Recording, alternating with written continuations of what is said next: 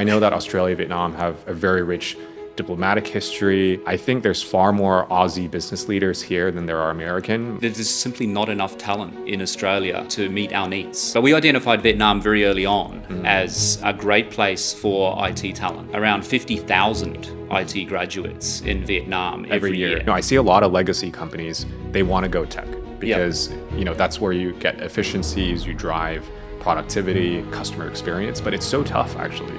Because a lot of leaders just don't know tech. There's a lot of new things happening in the world, particularly when you're in the technology space. Yes. And just work on the curiosity muscle, because that's just one you can't afford to lose. Yeah.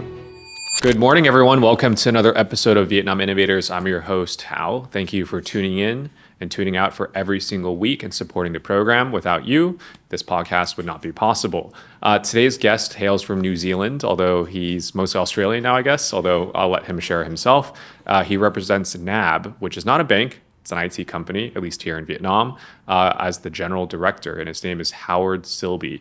Howard, thank you for coming into the studio today. Pleasure, Howard. Lovely to meet you.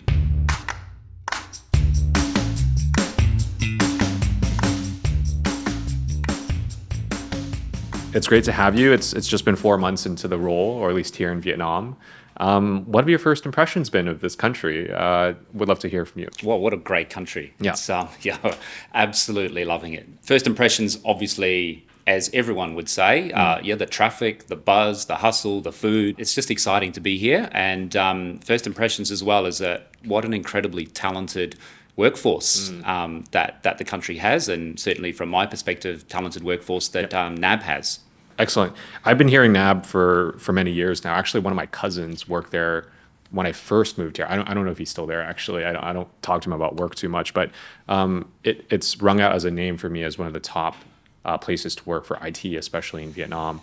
And today we're going to deep dive into what they do exactly, what sort of products they're building, and we'll hear it straight from Howard. Tell us about yourself a little bit. I did give a hint you're a Kiwi, but you are from Australia, I guess, and your role at NAB. What do you do at the company? Yeah, so I am a Kiwi. I sound like an Australian, mostly. But I've done over 10 years of work in England, Okay. And nearly 20 in Australia. And now, as you say, 4 months in Vietnam. I trained as a mathematician, but I've really spent my career in financial services and banking. Okay. And I've largely worked on designing products, customer solutions, and trying to improve the customer experience as well as achieve our financial outcomes. Okay. And that's ranged from running marketing functions, running startup or standalone digital banking subsidiaries, through to now running, as you say, what is effectively an IT company. I mean, we are a bank, NAB is a bank. But here in Vietnam, we don't have any products and services that we offer to local Vietnamese customers. We are an IT company that serves our Australian customers. And walk us through why you guys chose to set up the Center for Innovation Product Development here, of all places in the world. I know that Australia and Vietnam have a very rich diplomatic history, people to people. There's a lot of Vietnamese live in Australia. I think there's far more Aussie business leaders here than there are American, my nationality, in doing business in Vietnam. Why choose Vietnam? Yeah, well, that's a great observation. The Vietnamese-Australian connection is very strong, and only getting stronger, obviously, with the recent ASEAN gathering in Melbourne. I think there's a number of reasons, but the number one reason is, from our point of view in Australia, we're always trying to secure top talent in the IT market. And there's simply not enough talent in Australia to meet our needs. And we identified Vietnam quite a while ago. As you say, you've heard of NAB for a few years. Yeah. Great that you've heard of us. We sort of tend to think of ourselves as a little kind of a bit of a secret, sure. But the secret's getting out. Certainly now that we're much larger. But we identified Vietnam very early on as a great place for IT talent. I mean, there is, I think, around 50,000 IT graduates in Vietnam every year. Yeah, right. Yeah. And, we would only continue to build if we were seeing results. In our first 4 years here, we're very delighted with the results. We've got a highly engaged workforce and highly talented workforce, and every reason to be here. And walk us through, because I know a lot of Australian and also Vietnamese companies alike will be listening today, and a lot of the people that work at those companies very curious about how you guys work, why you chose Vietnam. Walk us through what the perceptions were at the leadership level before coming to Vietnam. Were they, you can do all the research you want, and I'm sure the trips were taken here to do that on the ground research. How did it compare to the reality 4 years later? Did a lot of it match up? Were there things unexpected? And still to this day, Australian companies are very conservative. From what I know, they do it by the books. They do their due diligence. What has the reality played out for you guys? Yeah, it's a little bit hard for me to answer that, Hal, because obviously I wasn't involved 4 years ago in the original decision. I'm leading NAB Vietnam now. But what I can say is another big part of the original decision was to move away from an outsourced workforce. So if you wind the clock back a few years, NAB had a very large outsourced IT workforce. That's common for banks globally, big banks globally. But we really wanted to have a workforce that was NAB employed. So I think, certainly if you wind the clock back, there would have been some concerns about, well, how do we create a NAB culture here in Vietnam, because these are direct employees of NAB. And I think one of the challenges that we've had to overcome, and I'm delighted that we're successfully overcoming, is it's harder for the workforce here to get a sense of NAB. You've heard of NAB, yes, but obviously a lot of our graduates that we talk to at universities won't have heard of NAB. They can't experience our products in their hands. They can't use the NAB mobile banking app because we don't provide banking services here in Vietnam. So there would have been a concern about how do we actually build an understanding of what NAB is when our people and our employees don't feel it every day. They don't see it on the street. They don't experience our brand. Right. But I'm delighted that we are really improving that sense of what NAB is, because what we need is a fusion of the IT talent that's here in the market with a deep understanding of what NAB is and what our bankers back in Australia do and what our customers in Australia do. Very good. And the innovation is probably the key thing. We employ a lot of engineers, not too many, not as much as NAB, that's for sure. Just a team of 5 or 6, I think, here in Viet, et cetera. But they're really driven by the product and the innovation. A brand is one thing and team culture is another. And I understand NAB is really leading innovation in a lot of ways. What are some initiatives that you're working on as the GD just in the last 4 months and setting the stage for this year? What products are you building that you're really excited about and that new talent, existing talent at the company can also get really revved up about? Yeah, well, I think NAB's had a huge cloud focus, and certainly by large range of measures, the most advanced cloud organisation in banking in Australia. Okay. And what we've been focused on Vietnam is we're doing a lot of front end development. We've got a huge cloud focus as part of that, and one product I can certainly talk about that we've done a lot of work here on Vietnam is a new mortgage application process, which from absolutely nothing to fully complete is less than an hour for the customer, which mortgages are one of the more complex products in banking. Yes. And to be able to do that and have that huge contribution from the Vietnam team here is one of the examples of innovative products and services that we're working on.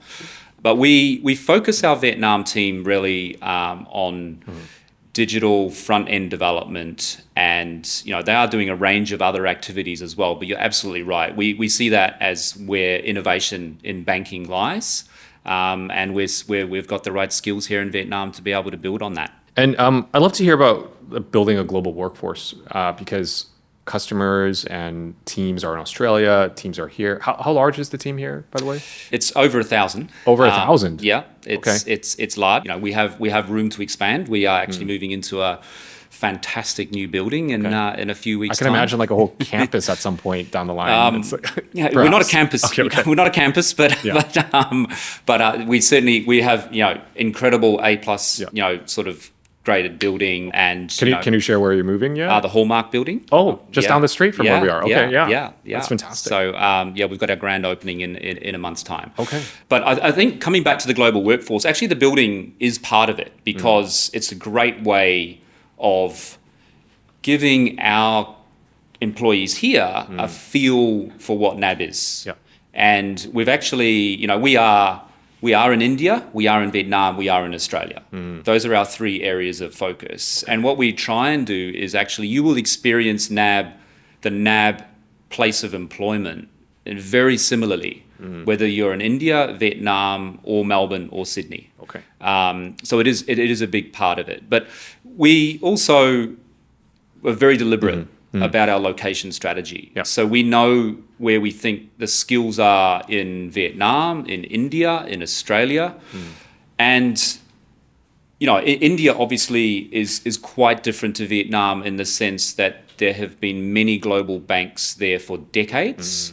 And therefore, there's a lot of expertise in some of the obscure systems that are used in technology, in banking, that are sort of bespoke to different parts of banking markets. Right. So a whole lot of names of systems that you won't know, like Calypso and Murex and all of these things. So in India, there's an advantage there in terms of having a skill base on some of those vendor tools.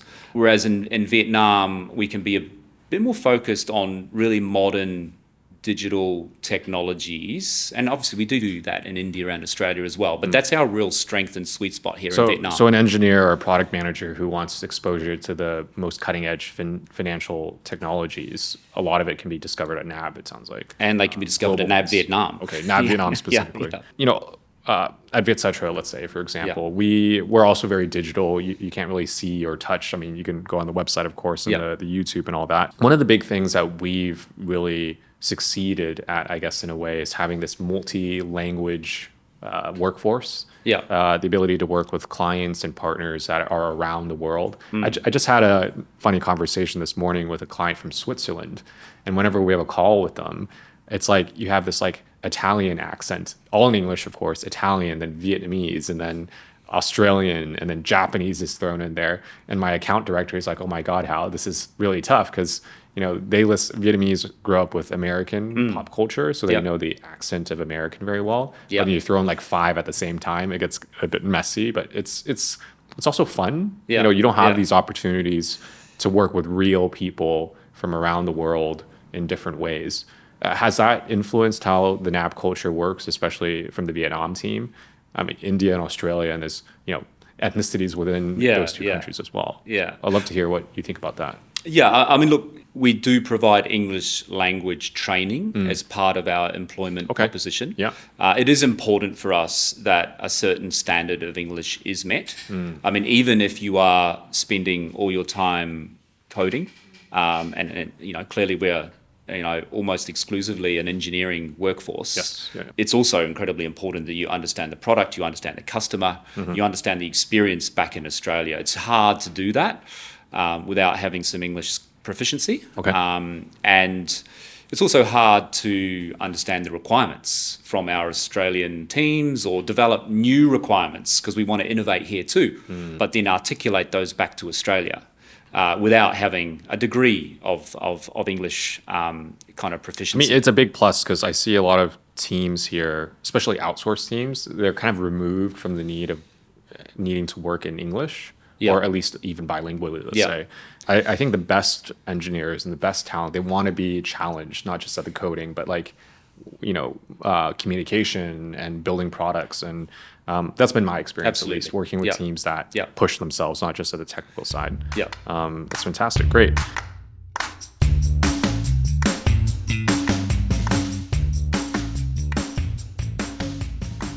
So moving on, I'd like to talk about the creating an ideal workforce. It's been 4 years, big change coming up with an office location, which, by the way, is fantastic. I've eyed that building myself, and it's really the top view of the city too, I would say, right on the river there. What makes it the bank, or rather NAB, a great place to work and a top employer for tech talent? So we touched upon the innovation possibilities, the work culture. What else is there to know that perhaps all the young people are listening today could hear about?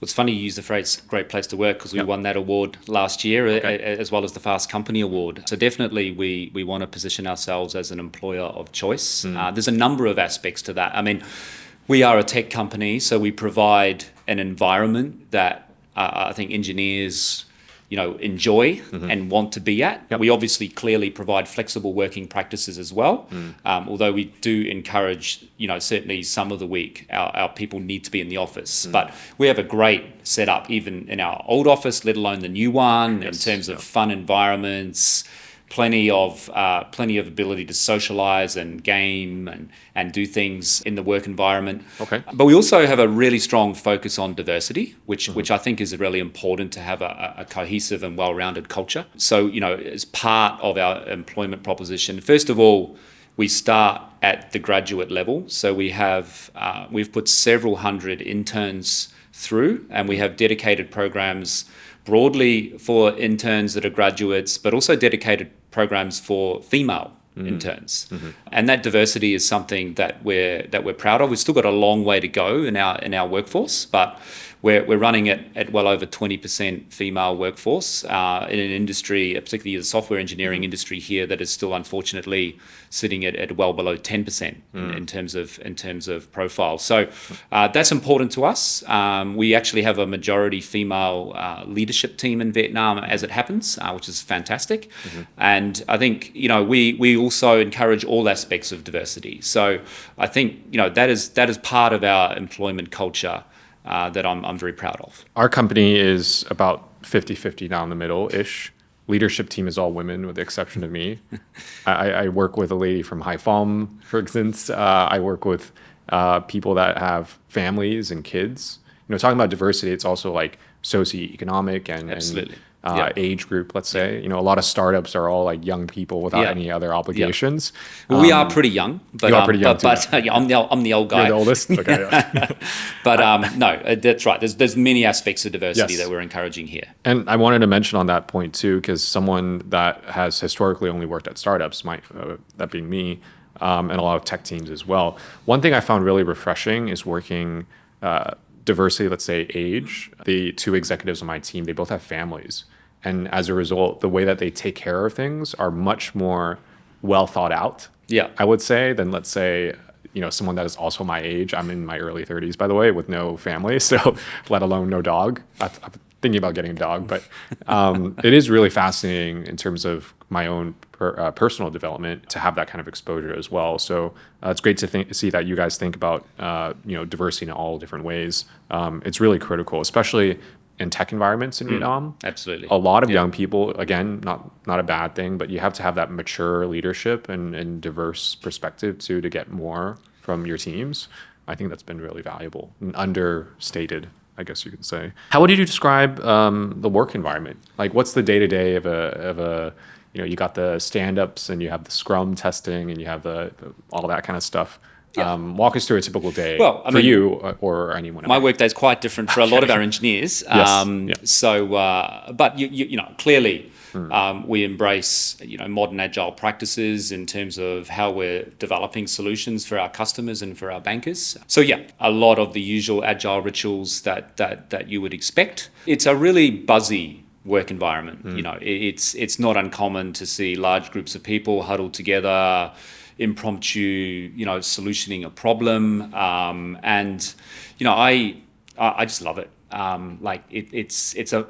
also been associated with the startup community in many roles in my career. I was most recently the chair of our venture capital division of NAB in Australia. Wow. And also on the board of 2 or 3 startups. So, that's interesting to say, actually, about the venture capital side. Obviously, that's not the main business, but to have that arm really talks about the innovation thinking of the business.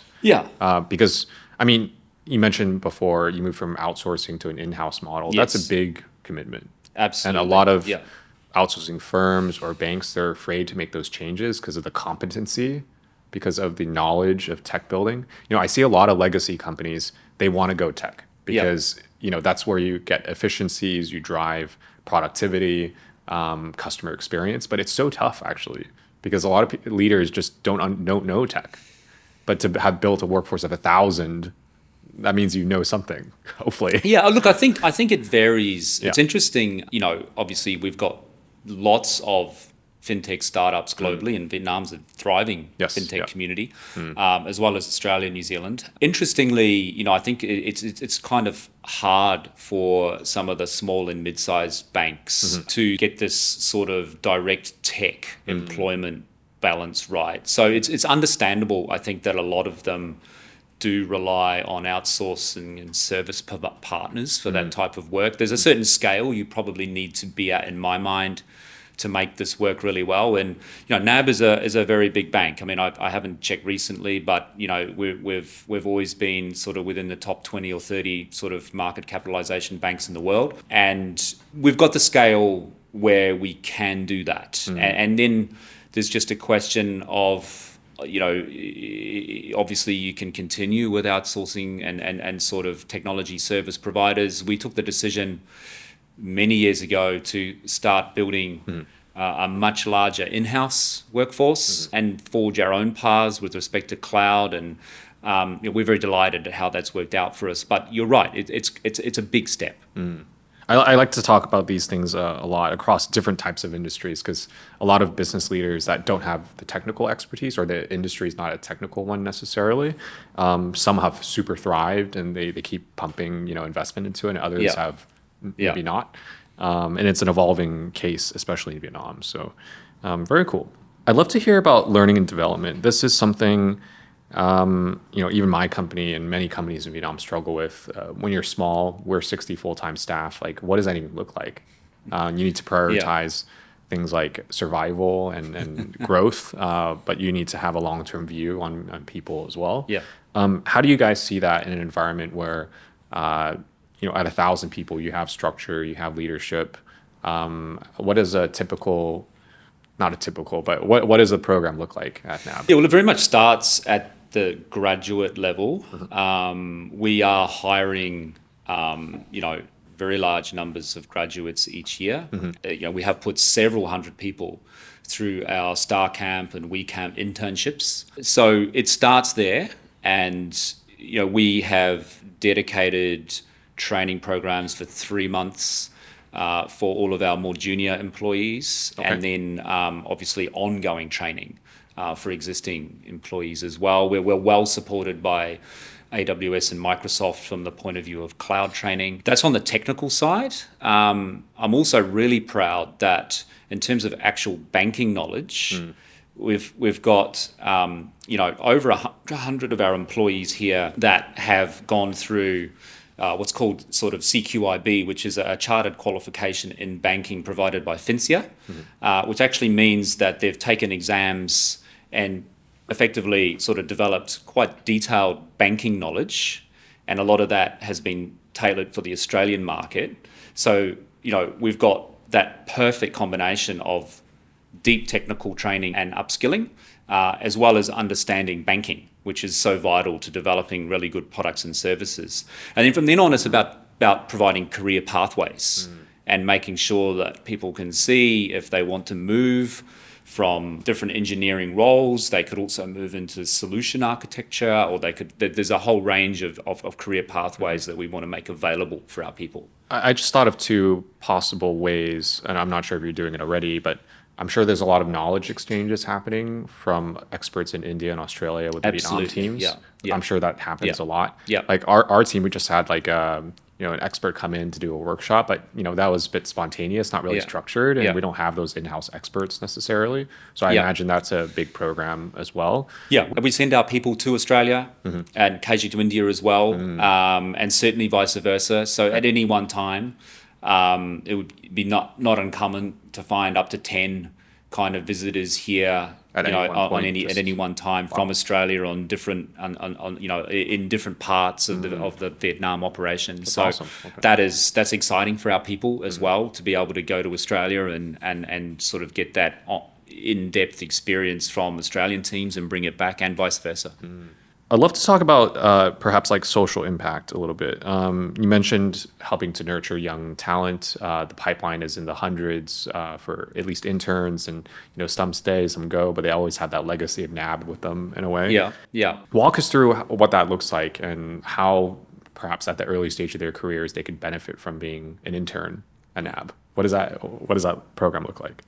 I thought when you mentioned social impact, you might be meaning, our community involvement more broadly here in Vietnam. Both. Maybe can I speak to that? Yes, let's start with there. So I think that's something I'm really excited about. Yeah. We are just in the process of developing what our community engagement program will be. We're at a size where we need to be and should be and want to be doing that. I think our people are going to love that.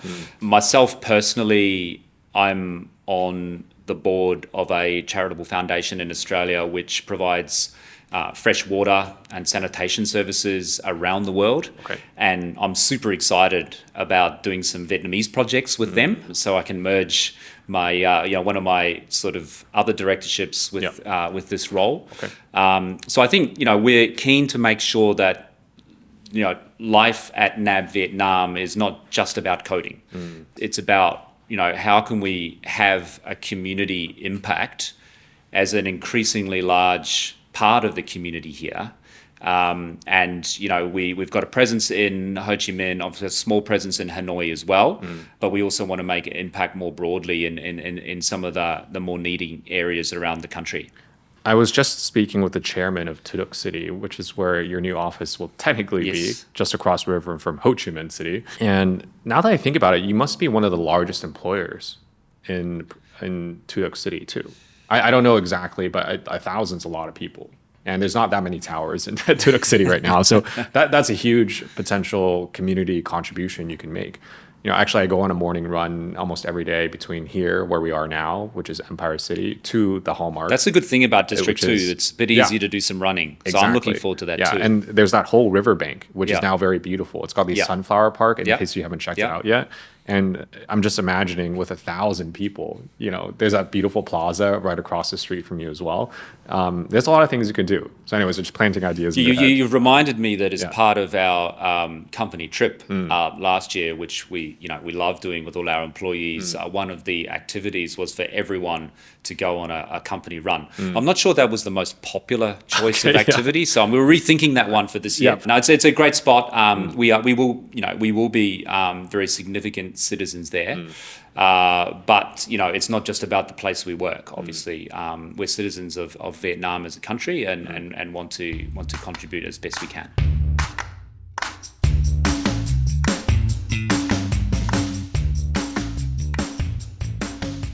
Let's talk about future goals for NAB. Again, the business is really about innovation, more global-facing company. What are some of the future goals that you have? And let's just focus on 2024 to start, given the office change and it's your first year as the general director. What do you have in mind for the brand? Yeah, I think we've got a very clear focus on innovation, on coaching and development that we've talked about as we continue to achieve fantastic productivity results in terms of the quality of our software engineering. Those are big areas of focus. We don't want to be too tied down to committing to saying Vietnam will do this, and this. We want to be open to how the workforce here is actually evolving, and we've seen lots of fantastic initiatives from the government here to continue to upskill the digital economy. So we certainly, as you might expect, you don't have to go far to read about cyber and fraud, and these are huge areas of focus for the bank, and they certainly are for us. And we certainly have talent here that we're deploying on those topics in Vietnam. So there's a range of areas of focus, but what I would say is we want to be open to the talent that we see in this market as well. And we know that we're a good software engineering sort of shop in the work we're already doing, but we want to be open to where which topics we can expand in over the coming months and years. Okay. And talking about expansion, 1,000 people today, Where do you see the firm being in end of the year, perhaps in terms of team size and capability expansion? Yeah, given the new office. We all I'm going to say, Hal, is we have considerable facility to grow. Okay. Yeah, I think. Cool. Looking forward to checking it out too. Yeah. Please come to the building.